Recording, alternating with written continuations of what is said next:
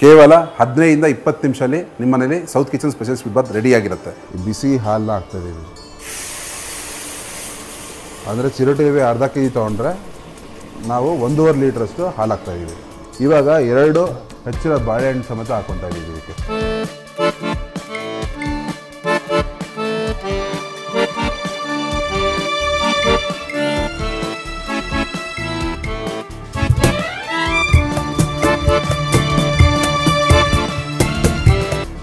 ನಮಸ್ಕಾರ, ನನ್ನ ಹೆಸರು ಸಂಜಯ್ ಪ್ರಭಾಕರ್ ಅಂತ. ನಾನು ಸೌತ್ ಕಿಚನ್ ಓನರು.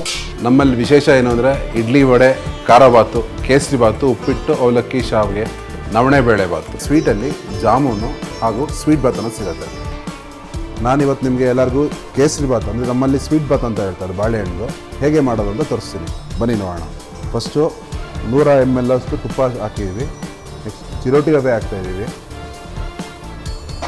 1/4 kg ಅಷ್ಟು ಚಿರೋಟಿ ರವೆನ ಹಾಕ್ಕೊಂಡು ತುಪ್ಪದಲ್ಲಿ ಹುರ್ಕೊಬೇಕು.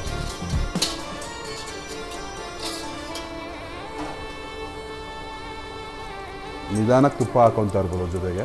ಸೊ 1/4 ಲೀಟ್ರ್ ತುಪ್ಪ ಆಗುತ್ತೆ. ಅರ್ಧ ಲೀಟ್ರ್ ಚಿರೋಟಿ ರವೆಗೆ. ಚಿರೋಟಿ ರವೆ ಕೆಂಪಾಗೋವರೆಗೂ ಹುರ್ಕೊಬೇಕು. ನಾವು ಇದು ಸ್ವೀಟ್ ಬಾತ್ ಮಾಡೋದು ಹಾಲಲ್ಲಿ, ನೀರು ಹಾಕಲ್ಲ. ಸೊ ಹಾಲಲ್ಲೇ ಮಾಡ್ತೀವಿ. ಸೊ ರುಚಿ ಇನ್ನೂ ಚೆನ್ನಾಗಿರುತ್ತೆ ಅಂತ. ನಾವು ಯಾವುದೇ ರೀತಿಯ ಕೃತಕ ಬಣ್ಣ ಹಾಗೂ ಇದು ಟೇಸ್ಟ್ಗೆ ಅಂತ ಬೇರೆದೇನೂ ಹಾಕಲ್ಲ ಫ್ಲೇವರ್ಗೆ. ನೋಡಿ, ಈಗ ಚಿರೋಟಿ ರವೆ ಸ್ವಲ್ಪ ಕೆಂಪು ಟರ್ನ್ ಆಗ್ತದೆ. ಯಾವಾಗ ಕೆಂಪು ಕಲರ್ ಆಗುತ್ತೋ ಸ್ವಲ್ಪ ದ್ರಾಕ್ಷಿ ಹಾಕೊಬೋದು.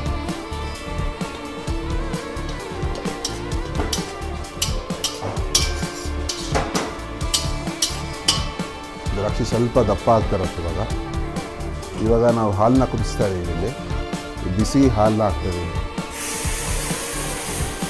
ಅಂದರೆ ಚಿರೋಟಿ ರವೆ ಅರ್ಧ ಕೆಜಿ ತೊಗೊಂಡ್ರೆ ನಾವು 1.5 ಲೀಟ್ರಷ್ಟು ಹಾಲು ಹಾಕ್ತಾಯಿದ್ದೀವಿ. ಈ ಹಾಲಿಗೆ ನಾವು ಆಲ್ರೆಡಿ ಸಕ್ಕರೆ ಮತ್ತು ಸ್ವಲ್ಪ ಬಾದಾಮ್ ಪುಡಿನೂ ಹಾಕ್ಕೊಂಡಿದ್ದೀವಿ. ಇವಾಗ 2 ಹೆಚ್ಚಿನ ಬಾಳೆಹಣ್ಣು ಸಮೇತ ಹಾಕ್ಕೊತಾ ಇದ್ದೀವಿ. ಇವಾಗ ಇದೊಂದು ಕುದಿ ಬರುತ್ತೆ. ಕುದಿ ಬಂದಾಗ 1-2 ಸ್ಪೂನಷ್ಟು ತುಪ್ಪ ಹಾಕ್ಕೊಂಡ್ರೆ